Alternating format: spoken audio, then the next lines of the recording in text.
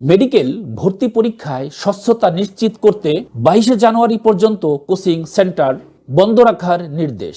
দেশের সরকারি বেসরকারি মেডিকেল কলেজ 2024-25 শিক্ষাবর্ষে এমবিবিএস কোর্সের ভর্তি পরীক্ষা আসন্ন। এই ভর্তি পরীক্ষাকে সর্বোচ্চ স্বচ্ছতা, নিরপেক্ষ ও সতর্কতার সঙ্গে সম্পন্ন করতে সরকার কঠোর পদক্ষেপ নিয়েছে। এর অংশ হিসাবে আগামী 1 জানুয়ারি থেকে 22 জানুয়ারি পর্যন্ত দেশের সব কোচিং সেন্টার বন্ধ রাখার নির্দেশ দেওয়া হয়েছে। স্বাস্থ্য শিক্ষা অধিদপ্তর ডিজিএমই থেকে জানানো হয়েছে 17 জানুয়ারি এমবিবিএস ভর্তি পরীক্ষা এবং 18 জানুয়ারি ডেন্টাল কলেজ ভর্তি পরীক্ষা সুষ্ঠুভাবে সম্পন্ন করার লক্ষ্যে এই নির্দেশনা দেওয়া হয়েছে। দেশের 19টি কেন্দ্রে একযোগে এই পরীক্ষা অনুষ্ঠিত হবে। স্বচ্ছতা নিশ্চিত করতে এবং প্রশ্নপত্র ফাঁস সহ যে কোনো অনিয়ম প্রতিরোধে সরকারের ঊর্ধ্বতন নীতি নির্ধারক মহল বিশেষভাবে সতর্ক করেছে। অতীতেও মেডিকেল ভর্তি পরীক্ষাগুলো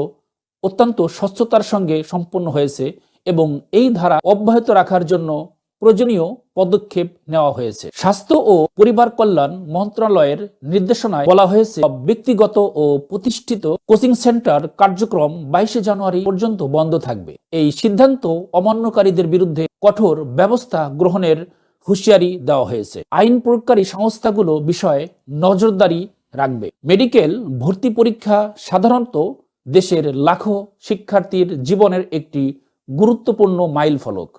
তাদের প্রস্তুতির জন্য একটি সুষ্ঠু পরিবেশন নিশ্চিত করা অত্যন্ত জরুরি। এই নির্দেশনার ফলে শিক্ষার্থীরা কোচিং সেন্টার বা অন্য কোনো মাধ্যম থেকে অতিরিক্ত চাপ ছাড়াই সঠিক প্রস্তুতি নিতে পারবে। সরকার জানিয়েছে, কোনো প্রতিষ্ঠান বা ব্যক্তি যদি এই সিদ্ধান্ত অমান্য করে তাদের বিরুদ্ধে কঠোর ব্যবস্থা নেওয়া হবে।